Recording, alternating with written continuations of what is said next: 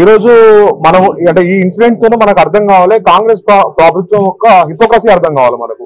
రాహుల్ గాంధీ గారు అంటే మన ప్రధానమైన అంటే ఇటు గవర్నమెంట్ చెప్పే ఒక యూనివర్సిటీకి అంత భూమి ఎందుకు అని ఒక ప్రధానమైన క్వశ్చన్ రైజ్ చేస్తున్నారు మన స్టేట్ గవర్నమెంట్ లో ఉన్న పెద్దలు కానీ వీళ్ళందరూ కానీ. మీరు అందరూ అర్థం చేసుకోవాల్సిన విషయం ఏంటంటే రాహుల్ గాంధీ గారు చదువుకున్న క్యాంబ్రిడ్జ్ 3000 ఎకరాలలో ఉంది, ఆయన డిస్కంటిన్యూ చేసిన హార్వర్డ్ కూడా 2000 ఎకరాలలో ఉంది.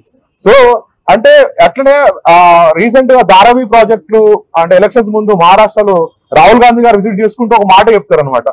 నేను క్రానిక్ క్యాపిటలిజం సోషల్ జస్టిస్ రెండు ఎంచుకోమంటే నేను సోషల్ జస్టిస్ వైపు నిలబడతా, ఈ అదాని అంబానీ అని బడా పారిశ్రామికవేత్తల దిక్కు నిలబడను, ఆ కార్పొరేట్ వ్యక్తుల వైపు నిలబడని చెప్తా ఉంటారు.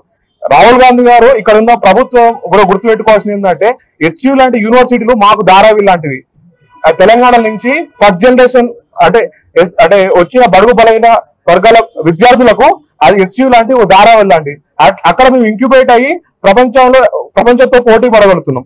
ఇంకో సీరియస్ విషయం మనం అబ్జర్వ్ చేసుకుంటే అంటే ఇంకొక ప్రశ్న మనం లేవనెత్తుకోవాల్సింది తెలంగాణ సమాజంలో ముఖ్యంగా అంటే Telangana civil society only BRS regime ఉంటేనే పనిచేస్తుందా? సివిల్ సొసైటీ అనేది ఒక సెలెక్టివ్ గానే ఉంటుందా? ఎక్కడ పోయినారు ఇప్పుడు ఈ మేధావులు వర్గం అంతా?